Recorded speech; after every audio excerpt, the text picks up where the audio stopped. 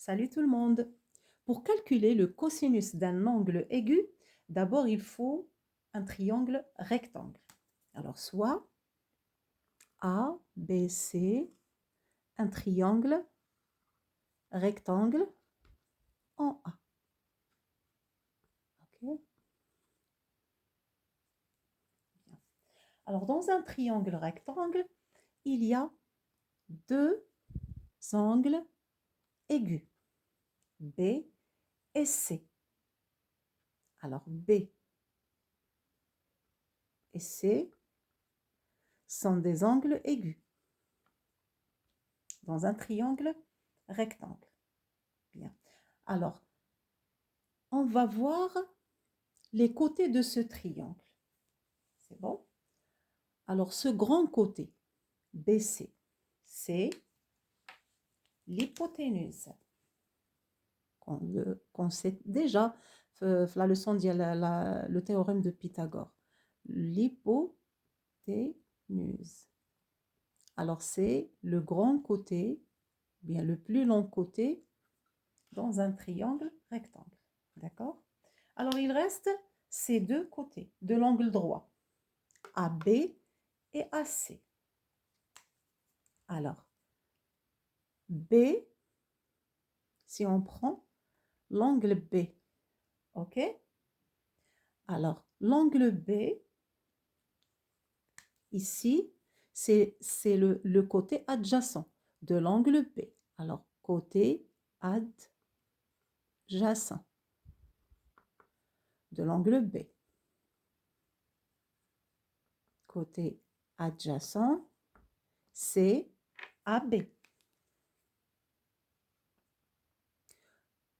Oui, AB. Ça y est. Si on prend l'autre côté, ou bien l'autre angle, C. Alors, le côté adjacent de l'angle C, c'est le côté AC. Ici, le côté adjacent de l'angle C. Ici, c'est de l'angle B. Alors, côté adjacent de l'angle C, c'est AC. Ça y est.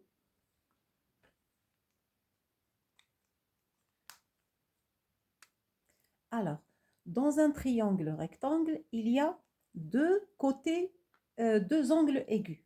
L'angle, ici, dans cet exemple, il y a l'angle B et l'angle C.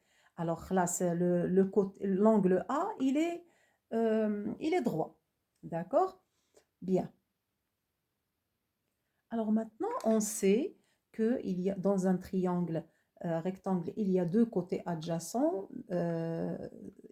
Chaque angle a son côté adjacent. L'angle B a le côté adjacent هو AB ou l'angle C, le côté adjacent ديالو هو AC, هو le côté AC. Bien.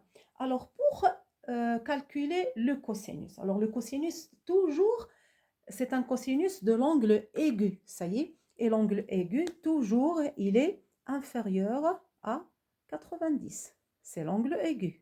Ça y est. Alors, pour ces deux angles, ils sont inférieurs à 90. OK?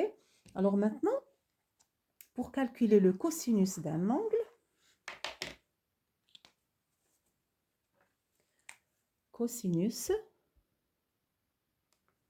de l'angle B. D'accord? De l'angle B. Alors, de l'angle BAC est égal côté adjacent sur l'hypoténuse. Alors, le côté adjacent de l'angle B, c'est AB. OK? Alors, on va remplacer cosinus de l'angle B, alors BAC, est égal à AB sur l'hypoténuse, c'est BC. Voilà.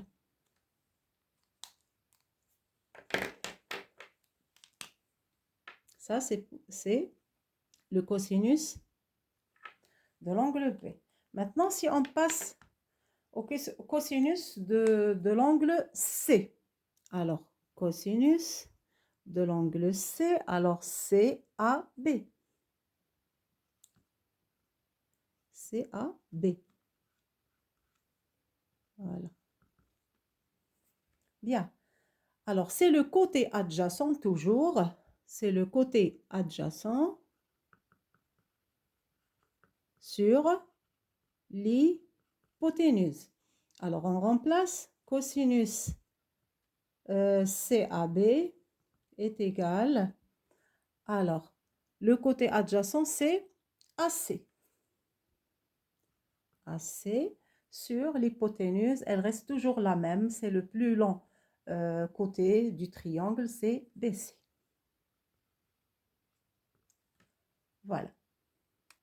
Alors maintenant, si on prend des valeurs pour appliquer, pour faire une application, un exemple par exemple, d'accord? Voilà. Alors maintenant, on prend comme exemple BC, l'hypoténuse, c'est 5, ok? Et AB, c'est 4 par exemple, d'accord?